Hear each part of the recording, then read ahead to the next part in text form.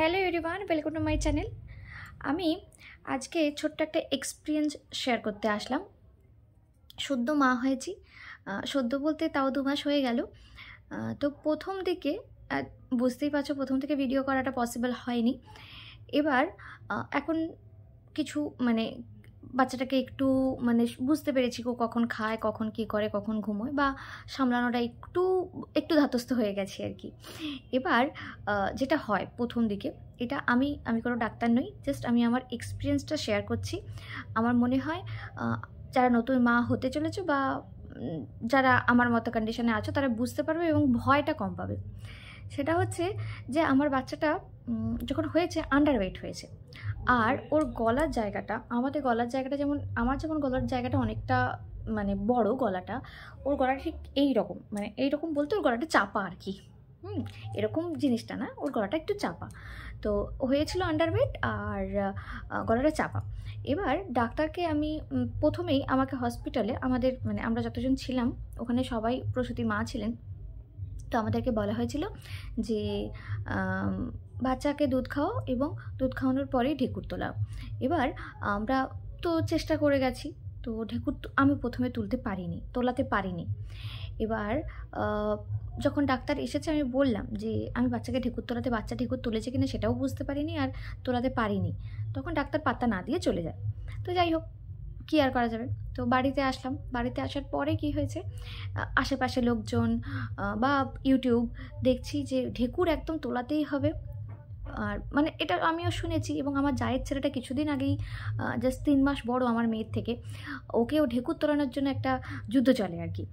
দেখেছি যে এবার আমিও খুব ভয় পাচ্ছি যে আমার বাচ্চা কিছুতেই ঢেকুর তোলে না, তোলেই না সে।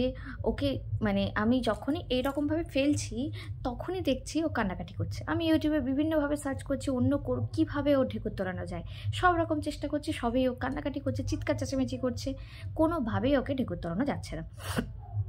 এবার আমি একজন প্রাইভেট ডাক্তারের কাছে যাই এবং উনি বলেন যে বাচ্চাকে ঢেকুর তোলানো মাস্ট, অবশ্যই ঢেকুর তোলানো মাস্ট, তোলাতেই হয়।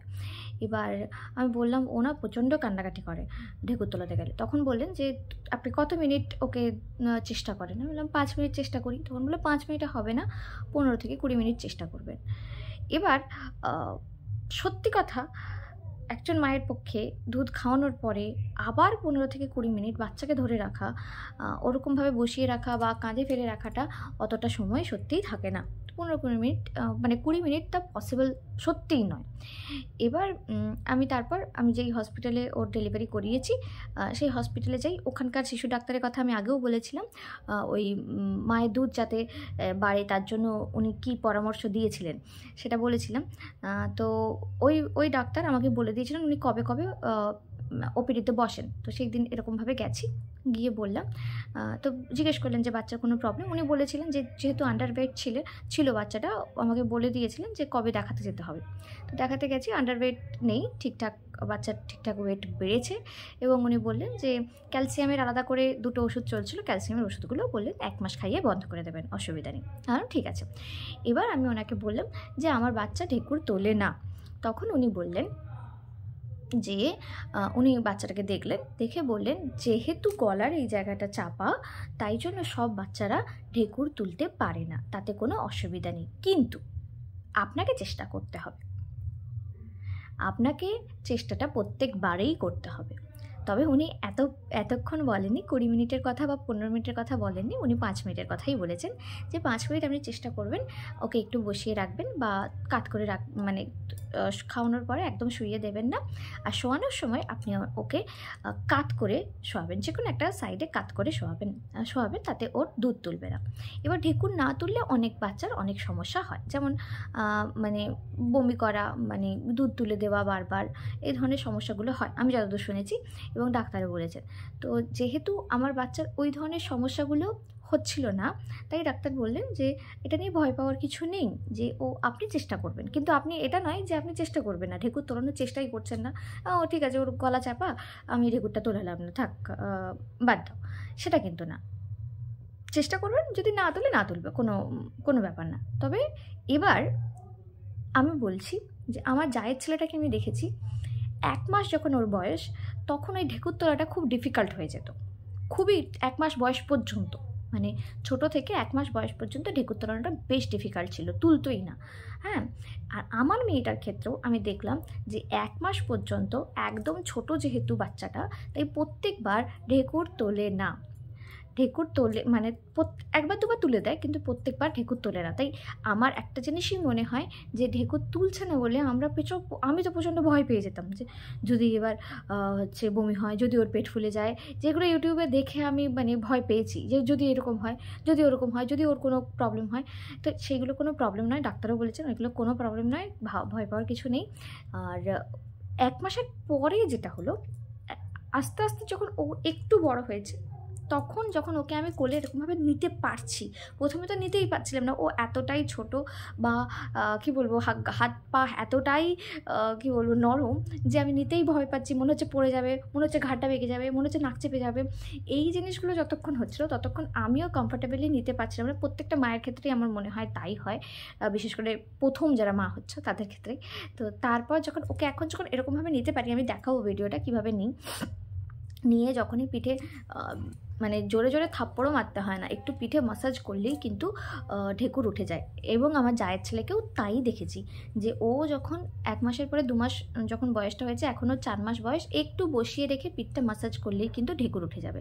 তাই যাদের মানে একদম 0 থেকে 1 মাস বয়স, তাদের যদি বাচ্চারা সবসময় ঢেকুর না তোলে, তাই ভয় পাওয়ার কিছু নেই। এইটুকুই তোমাদেরকে সঙ্গে শেয়ার করার। আমি তোমাদেরকে দেখিয়ে দিচ্ছি, আমি একটা শর্টস দিয়েছিলাম কীভাবে বাচ্চা ঢেকুর তোলে, হয়তো শব্দটা পাওয়া মানে ফোন হয়তো ক্যাচ করতে পারেনি, কিন্তু ওরকমভাবে ধরে পিঠে মাসাজ করলেই বা পিঠে একটু আস্তে আস্তে থাপ্পড় দিলেই ও কিন্তু ঢেকুরটা তুলে দেবে। এইটুকুই তোমাদের সঙ্গে শেয়ার করার। আর একটা জিনিস, সেটা হচ্ছে ব্রেস্ট ফিডিংয়ের সময় আমার যেটা আরেকটা মানে আমি ব্রেস্ট ফিডিংয়ের ভিডিওটাতে ওই জিনিসটা বলতে ভুলে গিয়েছিলাম, তাই এখানেই বলছি যে আমি যখন বাচ্চাটাকে প্রথমে যখন ব্রেস্ট ফিডিং করাচ্ছিলাম, অনেকটা সময় লাগছিল, 1 ঘন্টা 2 ঘন্টা এরকম সময় লাগছে যে বাচ্চাটা মানে পেট ভরছে না। তো আমার মনে হচ্ছে যে আমার হয়তো মিল্ক এতটা নেই, তাই বাচ্চার পেট ভরছে না। তো ডাক্তারকে গিয়ে বললাম, ডাক্তার নিজে দেখলেন, দেখে বললেন না, মানে আপনার মিল্কের কোনো প্রবলেম নেই, যথেষ্ট ঠিকঠাক আছে, এটা নিয়ে কোনো সমস্যা নেই। তো বাচ্চা ফিড করতে পারছে না, আসল কথা বাচ্চা ফিড করতে পারছে না, বাচ্চা টানছে কিন্তু পেটে যাচ্ছে না, মানে মুখেও আসছে না, পেটেও যাচ্ছে না, কেন? তো উনি একটা টেকনিক দেখিয়েছিলেন, সেই টেকনিকটা ফলো করার পরে কিন্তু আমাকে 1 ঘন্টা 2 ঘন্টা আর বসতে হয় না। সেটা হচ্ছে জিনিসটার নাম হচ্ছে নোজ টু নিপলের ইউটিউবে ভিডিও আছে, ইউটিউবে ভিডিও আছে, তোমরা দেখতে পারো। তো সেই রকমভাবেই চেষ্টা করার পরে, প্রথম দিকটা হচ্ছিল না, তো তারপরে চেষ্টা করার পরে আমি দেখেছি বাচ্চারও সুবিধা হয়, এবং এতে সত্যিই অনেকক্ষণ আর আমাকে বসে থাকতে হয় না। এইটুকুই তোমাদের সঙ্গে শেয়ার করার ছিল। আমার ভিডিও তোমাদের কেমন লাগলো অবশ্যই জানিও। Thank you.